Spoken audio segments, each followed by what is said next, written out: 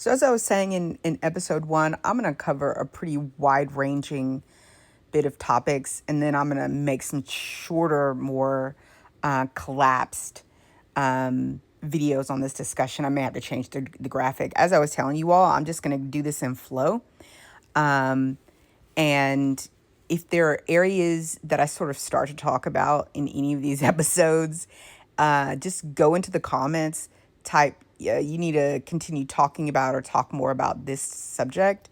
And then I'll go into it. But yeah, I just want to encourage people who are prophetic, who believe they're psychic, to believe that they're whatever, that you make sure you heavily deconstruct what you think you know, what you who you learned what you know, where do you learn these things, and to be very highly aware of your own thoughts, feelings, and emotions about any given topic that you're going to talk about. Because again, you need to be very careful about the season that we're walking through, because frauds, as I told you, frauds specifically are going to be decapitated. They're they're going to be exposed, and people need to get back to seeing your interconnectedness with reality, because what the reason why I'm calling it reality is because the deconstruction has to go on, or we're going to miss the opportunity of the times that we're walking through to really get a sober, concrete foundation off of which we can build a future of our gifts, and who we are. Because a lot of us have sat in the periphery of life, and people come to us when they are looking for more than what they know, what books have told them, and their inner self is telling them there's something that you're missing, and there's something that human history, or the history that humans have decided to accept as real,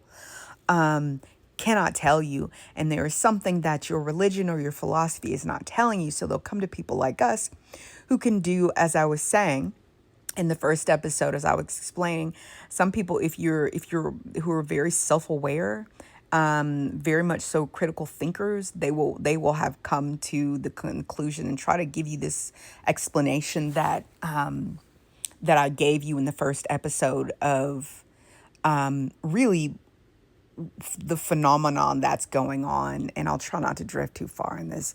I apologize, guys. I do not write this stuff down. I actually need to write it down, so that I can continue to break it down further and further and further. Because with the passing of a family member, two friends, one coming year after year after year, I realized that when you were blessed to learn things, when you were blessed with extra degrees of perception, and you were trying to be very honest, cogent, kind, and in line with and in harmony with existence, with the beauty that it is to be a human, and then a human with extended perception that the average human may not possess. You need to share what you know, because what ends up happening is like people like myself, we get developed during our lifetimes, right?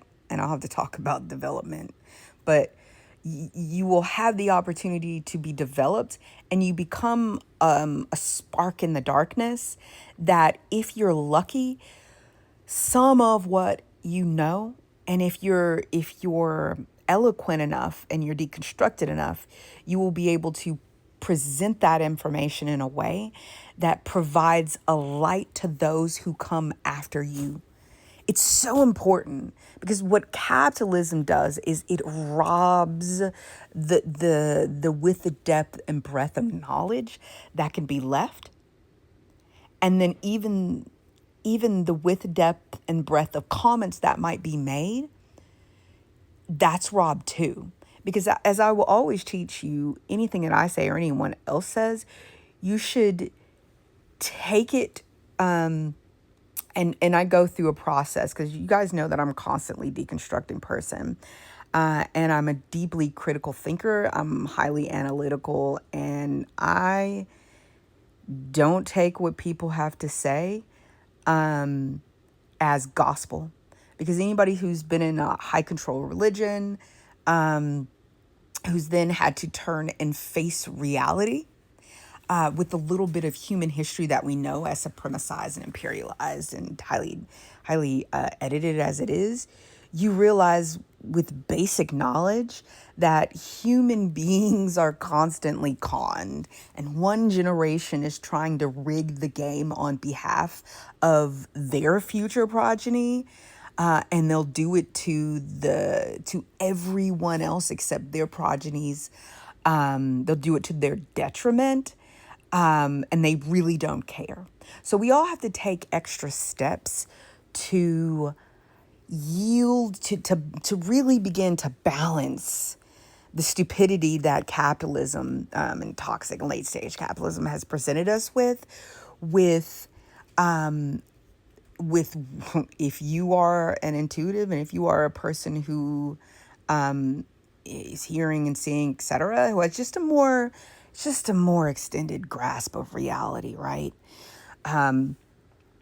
You're going to have to accept the fact that you're going to have to be able to spread more and information about reality. And you may lose out on being able to do as much capitalism as you would like. Like, you may not have a Bentley, right? You may have a house and a car, but you may not have a Bentley.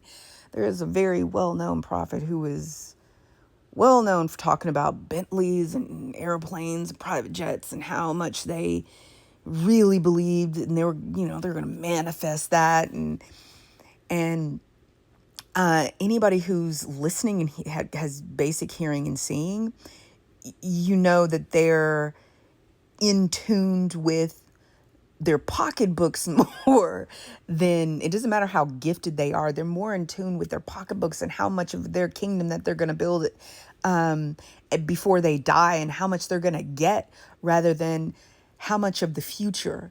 Because what is being called upon right now, if I may speak to you with a bit of flow, future people who are world builders, people who are going to be willing to build out of the rubble and the stupidity and the foolishness that has been in play for, there's some cycles of thousands of years of stupidity, where people are trapped in this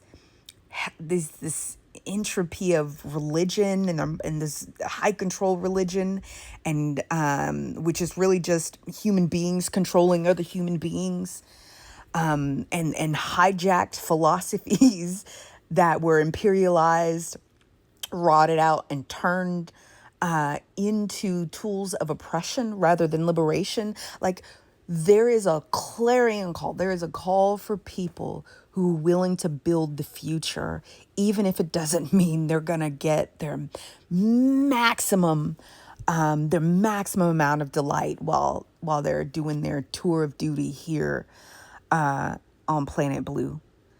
So there is a call for that. And I'll end that discussion here, because really I was supposed to be talking about adrenochrome and how much that is really a distraction to what really goes on. And so I'm going to have to ask you guys to bear with me. I was going to try to do this in 10 minutes, but here we go. We're going to have to continue into an episode 3, which there may be 6-10-minute episodes talking through this topic before I get to the, and I'm sorry I'm laughing about it, but some of this needs to come out and flow, 'cause some of the stuff that needs to be said, it just needs to be said. So I'm going to have to reach out to the upper shelf, as I was telling you about in episode 1, to help to pull down for some people really during this time of distraction what they should be focused on.